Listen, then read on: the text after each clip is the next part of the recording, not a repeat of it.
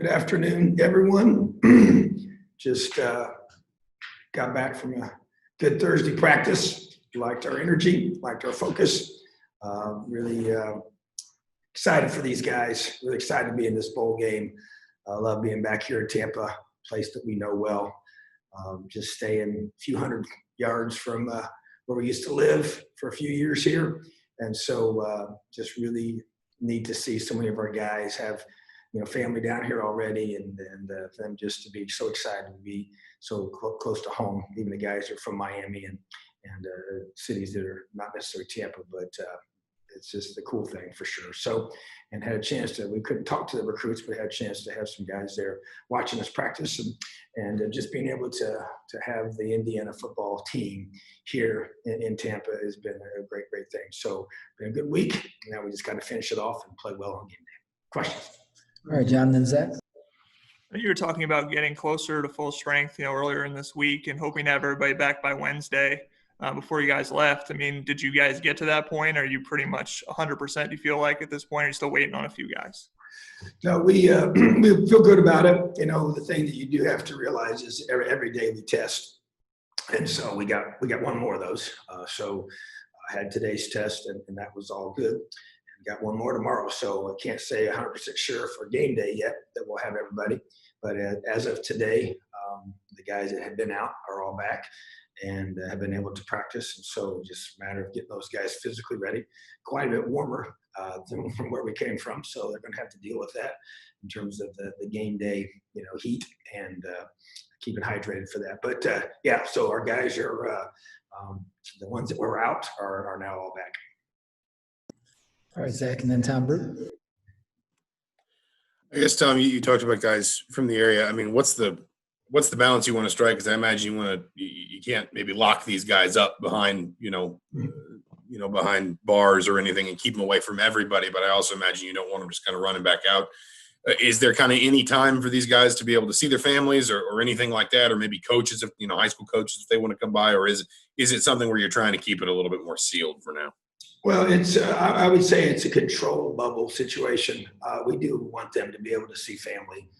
They got to wear masks. Families got to wear masks, and just to be it's be no different, I guess, than when they came, when the families could come to a game, and they would come watch the game, and obviously they would spend some time with them afterwards, and so we kind of treated that the same way. So there's no question I want them to be able to be around their families. It's been so long, they didn't get to go home for Christmas.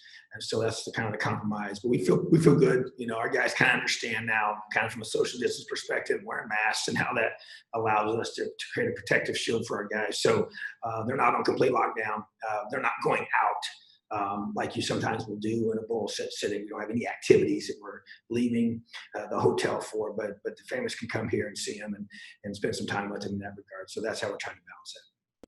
All right, Tom and Kevin.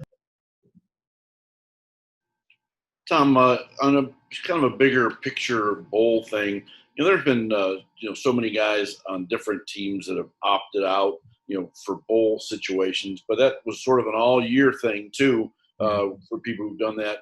But here on your team, you didn't have anybody, and what does that say about how everyone sort of bought in to find a way to make this work this year? I think it says a lot, and I don't say that with any negative towards any other team or any other kid situation, because I don't know their situations. All I know is this football team. And I just know that we have built strong relationships with these guys. I would say this, when the season first was canceled or postponed or whatever you want to call the first time that the Big Ten said we were not going to play when we were supposed to play, and we went on that long pause. We had some conversations with some guys just trying to figure out, hey, is this, what's the season going to look like? Should I opt out just because I don't want to, botch up one last chance to have a great season. Let's just maybe wait for the next year. So, and then when NCAA came in and talked about giving everybody an extra year, I think that helped some of our guys work through that. And once we found that information out, because at first they really didn't know. So, but I think once we worked through all that, it's really not even been a conversation with any of our guys, even for the bowl game. I think it was, there's the buy-in here is extremely high. they understand what we're trying to build, and they want to be a part of it. They want to be a part of the team that wins the first bowl game in 29 years, and it means something to these guys. And they've invested a lot, from our younger guys to our older guys and everybody in between. So, once again, I said it's I think it does speak a lot towards how they feel about each other. When it's about the guys around you, and it's truly and genuinely that's your motivation, is to play for each other and with the guys beside you, and you value that. I think it makes a difference, like I said, I just feel that we're building a neat culture here. And once again, if guys in the future make those decisions, I don't always know what goes into all that, but I just know that I want guys to make decisions that are really others focused. That, to me, that's a life principle. I get it. You have to, look out for yourself in certain situations. I understand that. But at the same time, when you make life about you, I think it's just shallow, and I think it's just, it's empty at the end of the day. When you make it about other people, I think it has a multiplying factor in meaning and value. And I think in this team, that's what they've experienced. And so when I talk to these guys, man, they want this. They want to play for each other. They want to experience this together. So whatever thoughts they might have had individually, it never really surfaced itself, here at the end for the bowl game. And I'm just really excited for this team to be able to play together one last time. All right, Kevin, then Matt. Yeah, you alluded to going back to Tampa, brings back a lot of memories. Do you have a favorite memory from Tampa? Was it a time during USF or your high school career, or anything that particularly sticks out? Well, I will say, going way back when I was here the first time, when we had a chance at Temple Heights, there were two really distinct things, to be able to make the playoffs for the first time in 17 years there at a place that had just really had very little history, and had that the theme Dare to Believe, and just a group of guys just bought into that, and be able to do that together, and then go to Armwood and make the playoffs for the first time in their program's history. I was able to be a part of both of those. Those are pretty special. And then you go to South Florida and be a part of that turnaround season there with Coach Taggart, and then they kind of culminated with a massive win against Temple. They were ranked 25th in the country, they were top 25 team in the country at Ray J. We beat them, I think, on either Thursday or Friday night, and the place was rocking, and it was just awesome. So just to be able to be a part of those turnarounds and just to see the belief grow and be built, that's kind of where it started for me, and kind of, those situations all ultimately led me to Indiana, which is pretty awesome. All right, Matt Weaver, then Jim Coyle. Hey, Coach, how you doing? Doing great. How are you? I'm good. Ask Coach Shelby this. With Taiwan, I know obviously it's about the team and getting wins and getting to bowl games, and that really sparks recruiting and helps you on the recruiting trail. But you've obviously had a lot of individual success on both sides of the ball, but really defense this year with the accolades and awards. How much is having a guy like Taiwan, Mullen, even Mike McFadden, these guys get these All-American awards when you go into people's homes and sit down at their tables with the family and tell them, this is what we can do for you. This is what you can become on the field if you come to Indiana. Well, it's huge. And here's why. So the thing I taught our team, and I've said it from the very beginning, because when you start talking about LEO, you start talking about, it's not about me. I want a whole bunch of guys that don't care who gets credit. I get it. People, were motivated by wanting to get recognized. I understand that intrinsic desire for that. There's nothing wrong with that. So what I challenge them is this, what I tell them is, when you submit to this and you totally buy into this, when the team does well, I believe the individuals get recognized. And that's what's happened. And so, but when you flip it, and when the individuals try to make it about themselves, and they try to, get the recognition themselves in front of the team, usually they don't get the individual recognition, and the team doesn't do well. So it's an amazing phenomenon when you put the team first, you unselfishly buy in, and you become a team guy, because I don't care who gets credit, because it's not about me, and I love the guys around me. I care about the guys around me. When the team does well, individuals get recognized, and that's what's happening. So not only have I said that to them from day one, it's now happening, and the team has done well, and the individuals are getting recognized. And that, to me, is what you can sell in recruiting, is that these kids came in here and they believed. Kid from like Taiwan, he came here before the breakthrough happened. He chose to come to Indiana before the breakthrough. He wanted to be a part of that breakthrough.